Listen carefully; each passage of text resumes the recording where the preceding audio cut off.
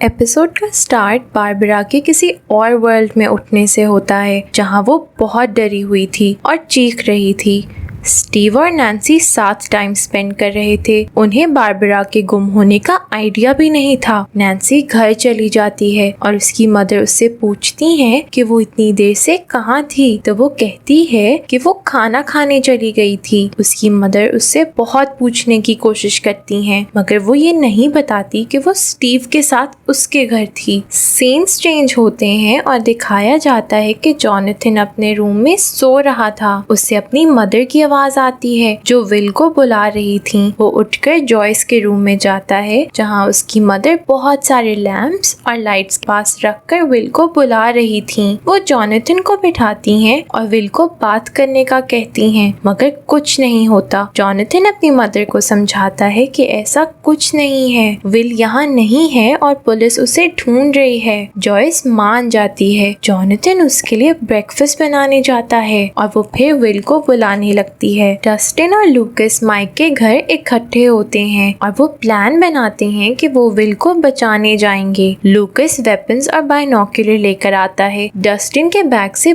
बहुत सारी खाने की चीजें निकलती हैं। माइक स्कूल जाने से पहले एल को घर भी मिलने का कहता है। वो उसे ऊपर जाने से मना करता है। नैन्सी स्कूल जाती है और वहाँ उसे लगता है कि सब उसके और स्टीव के बारे में जानते हैं, मगर स्टीव कहता है कि उसने किसी को नहीं बताया। वो क्लास में जाती है जहाँ वो बारबरा को ना देखकर काफी अपसेट होती है। वो अपनी क्लास फेलो से भी उसका पूछती है, मगर वो बताती है कि वो स्कूल आई ही नहीं। एल बेसमेंट में काफी बोर हो रही थी। वो वू पर चली जाती है और टीवी देखती है जहाँ वो एक सॉन्ग सुनती है और उसे अपना पास्ट याद आता है। वो एक रूम में बैठी थी और उसके सर पर इलेक्ट्रोड्स लगे हुए थे जिससे उसके ब्रेन की एक्टिविटी का पता चल रहा था। उसके फादर डॉक्टर ब्रेनर बाहर खड़े थे। एल अपनी पावर्स से बिना टच किए कॉक के कैन को प्रेस कर देती है। ये देखकर डॉक्टर ब्रेनर बहुत खुश होता है। सीन्स जॉयस पे शिफ्ट होते हैं जो इलेक्ट्रिक लाइट्स को वॉल्स पे लगा रही थी, मगर वो काफी कम थी। वो स्टोर जाती है और वहाँ से बल्ब्स और फोन बाय करती है। जिम हॉपर डॉक्टर ब्रेनर की लेबोरेटरी जाता है और वहाँ विल को ढूंढता है। वो सीसीटीवी फुटेज भी देखता है, मगर उसमें कुछ नहीं था। वहाँ से बाहर आकर उसका कोलीग बताता है कि उस दिन बारिश हो रही थी, मगर सीसीटीवी फुटेज में ऐसा कुछ नहीं था। उसे पता चल जाता है कि एल झूठ बोल रही है, मगर वो वहाँ से चला जाता है। एल नैन्सी के रूम में चली जाती है और उसकी चीजें देखती है। स्कूल में नैन्सी अपने फ्रेंड से बारबरा का पूछती है, मगर किसी को नहीं पता था। वहाँ डस्टिन और लूकस माइक को तंग कर रहे थे कि वो एल को बहुत ज्यादा पसंद करने लग गया है। वो मॉन्स्टर्स को मारने के लिए छोटे छोटे स्टोन्स ढूंढता है। जॉनथन अपने कैमरे में ली हुई पिक्चर्स को डेवलप करता है जिसमें नैन्सी की भी पिक्चर्स थी और ये पिक्चर एक लड़की निकोल देख लेती है। जिम हॉपर अपने कुछ कोलीग्स को लेकर लाइब्रेरी जाता है जहाँ वो लेबोरेटरी के बारे में रिसर्च करता है। जॉयस के घर कैरन आती है। जॉयस ने पूरे घर को इलेक्ट्रिक लाइट से भरा हुआ था। कैरन उसे तसल्ली देती है। वो दोनों बातें कर रहे थे, तभी कैरन की सबसे छोटी बेटी को लाइट्स ब्लिंक करती नजर आती हैं। ये उसे बहुत अट्रैक्ट करती हैं और वो उनके पीछे जाती है और विल के रूम में पहुंच जाती है जहाँ उसे वॉल पे कुछ नजर आता है। जॉयस उसे और कैरन को वहाँ से जाने का कहती है। नैन्सी बारबरा के घर कॉल करती है और उसकी मदर से बारबरा के घर आने का पूछती है, मगर वो घर गई ही नहीं थी और उसकी फैमिली ने कल से उसे नहीं देखा था।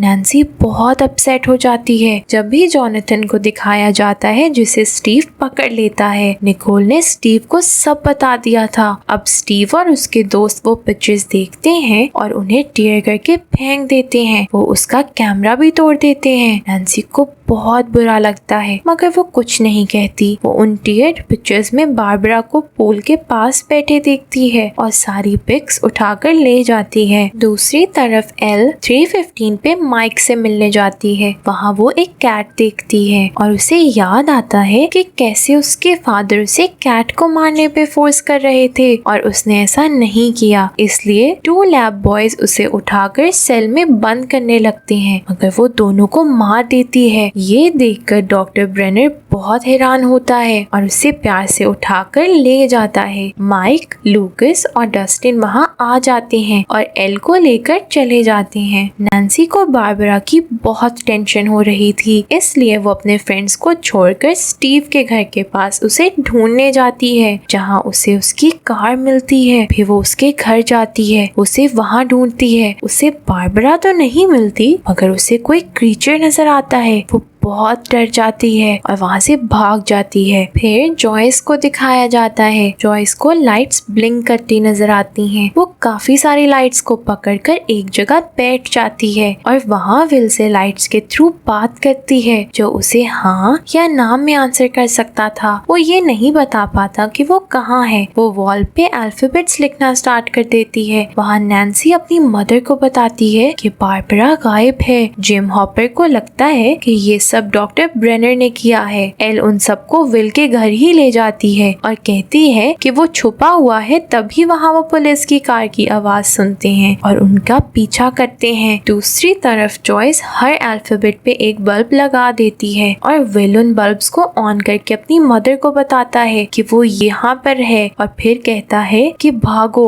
तभी वॉल से बहुत हॉरिबल क्रीचर्स भी आते हैं और जॉयस भागने लगती है। वहाँ पुलिस को पानी से एक डेड बॉडी मिलती है। माइक, लूकस और डस्टिन को लगता है कि ये विल है। माइक एल पे बहुत गुस्सा करता है और उसे छोड़कर घर चला जाता है। जॉयस को जॉनथन मिलता है और वो उसके गले लग जाती है। पुलिस जॉयस के पास जाती है और उसे बताती है कि एक डेड बॉडी मिली है जो विल की ही है, मगर जॉयस नहीं मानती। वो उन्हें समझाने की कोशिश करती है और बताती है कि उसने बिना फेस वाला क्रीचर देखा है जो उसकी वॉल से अंदर आया था, मगर कोई भी उसकी बात नहीं मानता। उसके घर में भी सब कुछ पहले की तरह ठीक था। जिम हॉपर जॉयस को समझाकर वहाँ से चला जाता है। जॉनथन भी अपने रूम में चला जाता है और जॉयस एक एक्स लेकर बैठ जाती है। माइक को एल पे बहुत गुस्सा होता है और वो उसे बहुत डांटता है। एल अपनी पावर्स यूज करती है और वॉकी टॉकी पे विल की आवाज सुनाती है जो सॉन्ग्स गा रहा था। माइक ये सुनकर हैरान हो जाता है और एल पे बिलीव करता है। जॉनथन अपनी मदर को उठाता है ताकि वो हॉस्पिटल जाकर विल की बॉडी को कंफर्म करे। माइक लूकस को वॉकी टॉकी से बुलाता है, मगर लूकस उसकी बात नहीं सुनता। माइक उससे जबरदस्ती बात करता है और बताता है कि विल जिंदा है और वो और डस्टिन उससे मिले। वहाँ शेरिफ को पता चलता है कि पोस्टमार्टम करने वाला डॉक्टर कल रात को ही चेंज हो गया है। वहाँ जॉयस और जॉनथन आते हैं और कुछ देर बाद जॉयस वहाँ से ये कहकर चली जाती है कि ये उसका बेटा विल नहीं है। नैन्सी और स्टीव स्कूल में मिलते हैं और नैन्सी स्टीव को बताती है कि वो उसके घर बारबरा को ढूंढने गई थी और वहाँ उससे बिना फेस वाला क्रीचर देखा है, मगर वो इस बात पे ध्यान ही नहीं देता। वो नैन्सी से कहता है कि अगर उसके डैड को पार्टी का पता चल गया तो वो उस पे बहुत गुस्सा होंगे। नैन्सी को स्टीव पे बहुत गुस्सा आता है और वो वहाँ से चली जाती है। दूसरी तरफ जॉनथन जॉयस के पीछे जाता है और उसे कहता है कि वो लाइट से बातें करना बंद करे। फिर उसकी मदर कहती है कि वो विल को ढूंढकर ही घर लाएगी। जॉनथन अपनी मदर को पागल समझता है और गुस्से से वहाँ से चला जाता है। लूकस और डस्टिन माइक के घर आते हैं। माइक उन्हें बताता है कि विल जिंदा है और उसने उसकी आवाज सुनी है, मगर लूकस कहता है कि वो मर गया है और अब वो नहीं आएगा।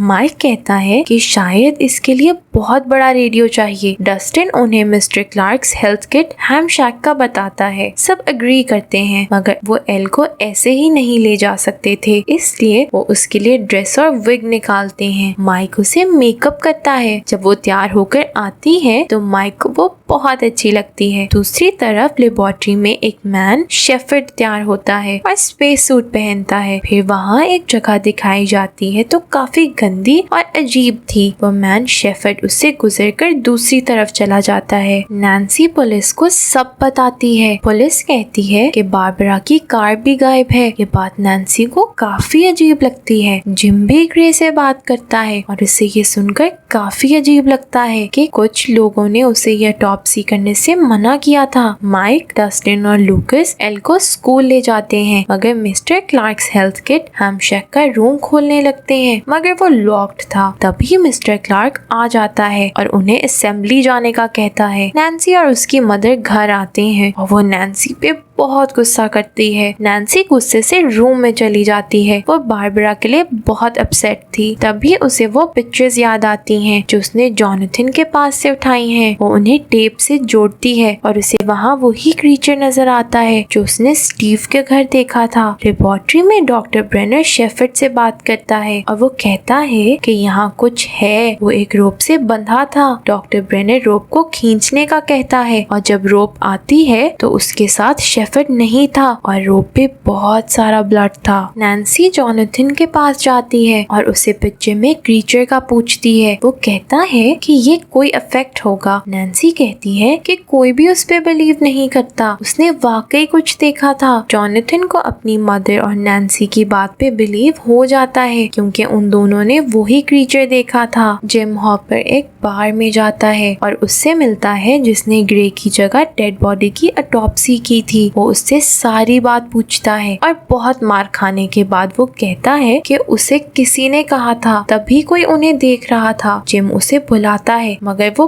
भाग जाता है। माइक, डस्टिन, लूकस और El mister Clarke's health kit ham shack जाते हैं। एल रेडियो से विल से कनेक्ट करने की कोशिश करती है। वहाँ उसकी मदर जॉयस को घर की एक वॉल से विल की आवाज आती है। वो उससे पूछती है कि वो कहाँ है। वो बताता है कि ये घर जैसी जगह है मगर ये बहुत डार्क और हॉरिबल है। जॉयस वॉल से वॉलपेपर उतारती है और उससे विल एक शीट के पीछे नजर आता है और तभी वॉल दोबारा सही होने लगती है। जॉयस विल को भागने का कहती है और कहती है कि वो उसे ढूंढ लेगी। माइक, डस्टिन, लूकस और एल ये सब सुन रहे थे। अब उन्हें भी बिलीव हो गया था कि विल जिंदा है। तभी रेडियो में आग लगती है और विल से कनेक्शन टूट जाता है। एल भी बिल्कुल स्टिफ हो जाती है और वो मूव नहीं कर पाती। जॉयस वॉल को तोड़ देती है मगर अब वहाँ कुछ भी नहीं था। वो बहुत अपसेट हो जाती है और रोने लगती है। वहाँ नैन्सी और जॉनथन पिक्चर को क्लियर करते हैं और उन्हें पता चल जाता है कि ये वाकई कोई क्रीचर है। वो कहता है कि उसकी मदर ठीक थी और विल जिंदा है और अगर विल जिंदा है तो बारबरा भी जिंदा है। जिम हॉपर हॉस्पिटल विल की डेड बॉडी देखने जाता है मगर उसके बाहर सिक्योरिटी थी और वो मैन उसे अंदर जाने नहीं देता। जिम हॉपर उसे पंच करता है और अंदर जाकर बॉडी को देखता है। वो विल की नहीं थी। वो उसकी बॉडी को कट करता है मगर उसमें कॉटन भरी हुई थी। वो समझ जाता है कि ये किसी ने जानबूझकर किया है। उसे लेबोरेटरी के लोगों पे ही शक था। जॉयस का एक्स हस्बैंड लॉनी भी उससे मिलने जाता है। फिर जिम हॉपर को दोबारा दिखाया जाता है जो लेबोरेटरी के बैरियर्स को तोड़ता है और यही एपिसोड एंड हो जाती है।